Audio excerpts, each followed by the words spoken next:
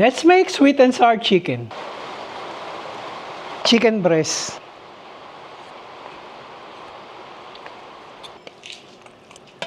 Salt, white pepper, MSG, cornstarch. Set aside for 15 minutes. So marinated na chicken. Then mainit na mantika, prituhin natin. Kapag crispy at golden brown na, set aside lang natin.